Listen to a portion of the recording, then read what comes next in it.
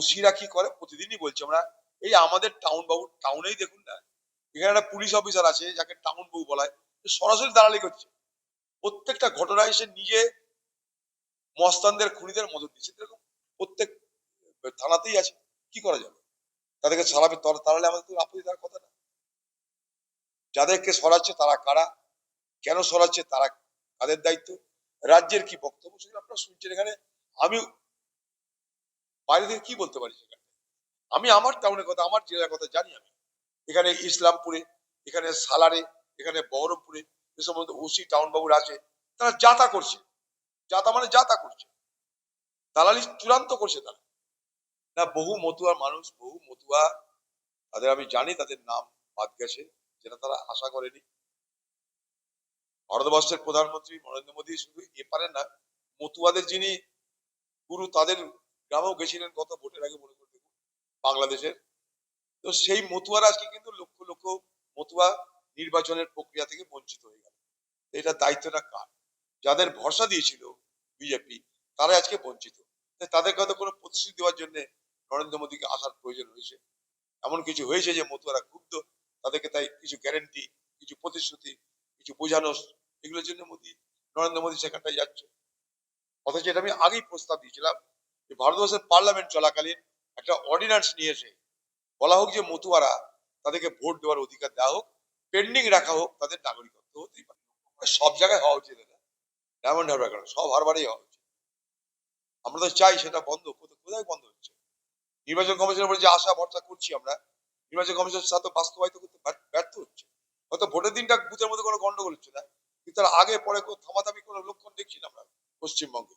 আমাদের আমাদের ভোটার একটা আসানসোলে দেবেদীপ খুন হয়ে গেল, ভোটের পর সে খুন হয়ে গেল। একটা সোসাইটিতে সে ছিল, একটা সোসাইটির মেম্বার। আমি কালকে তার বাড়ি যাব, খুন হয়ে গেল ছেলেটা। তার জন্য রাহুল গান্ধী পর্যন্ত এক্স স্যান্ডেলে নিন্দা করেছে। এটাই বাংলা। এবং এরপর নির্বাচন শেষ হওয়ার পর খুনকাবি আরো বাড়বে। আমাদের এই বহরমপুরে কুঞ্জঘাটায় শুধুমাত্র ঠাকুর একটা ভোটের দিন আমি একটা মন্দিরের বারান্দায় বসেছিলাম খানিক্ষণের জন্য। সেই মন্দিরে যে মালিক, সে একটা ফ্যান এনে দিয়েছিল, সেই অপরাধে তাকে এমন মার মেরেছে, সে কাল থেকে হাসপাতালে। তার বাড়ি রক্তাক্ত করে দিয়েছে মেরে। তাদের বাড়ির মেয়ের উপরে শ্লীলতাহানি করেছে, জামা টামা ছিঁড়ে দিয়ে তাদের বাড়ির মেয়ের। আমি কাল রাত্রে গেছি, আজকেও গেছি। ওখানকার মানুষকে বলেছি, পুলিশ কখন কি করবে না করে জানি না, এলাকার মানুষ লাঠি সোটা নিয়ে প্রস্তুত থাকুন আপনার মোকাবিলা করতে। আরে এখন করে আর কি হবে? হুমায়ুন কবির ভোট তো করে নিয়েছে বাবরি দেখিয়ে, না বাবরি দেখে হুমায়ুন কবির ভোট করে নিয়েছে। এখন ইডি ফিডি করে কি লাভ? ইডিয়েট তাই এগুলো করছে। কি হবে? হুমায়ুন কবির কিচ্ছু হবে না। টাকা মানুষ বাবরি মসজিদ বাড়াতে দিয়েছে, সে টাকার হিসাব দিয়ে দিবে, অসুবিধা কি আছে? এখন গায়ে জ্বালা দিলে কোনো লাভ নেই। বাবরি মসজিদ বানানোর নামে মানুষের যে ভাবাবেগ, সেই ভাবাবেগ আমরা সবাই দেখেছি। বাবরি মসজিদ হোক, অনেক বড় করে হোক বাবরি মসজিদ, কোনো আপত্তি নেই আমাদের। তাদের যদি টাকা পয়সা মারা ধরা হয়, নিশ্চয়ই তাদের আপত্তি থাকবে, কারণ মানুষ ভাবাবেগে তাকে টাকা দিয়েছে। আর সেইগুলোর বিরুদ্ধে এখন করে কি হবে? ততক্ষণে হুমায়ুন ভোট তো করে নিয়েছে। এই অদ্ভুত এক জয় বাংলা নামক স্লোগান রয়েছে তৃণমূল পার্টির। যখন বাংলাদেশ স্বাধীন হয়েছিল, তখন একটা রোগ হয়েছিল চোখে, চোখ লাল হয়ে যেত, চোখ দিয়ে জল বার হতো, চোখে দেখা যেত না। সেই রোগটার নাম হয়েছিল জয় বাংলা। সেটা প্রচন্ড ছোঁয়াচে রোগ। তো তৃণমূলের এই জয় বাংলার নামের পিছনে একটা সুন্দর নিশ্চয়ই কারণ আছে। তাদের যে অত্যাচার, তাদের যে দুর্নীতি, তাদের যে চুরি বাটপারি, এগুলো ছোঁয়াচে রোগের মতন সকলের কাছে পৌঁছে যায়।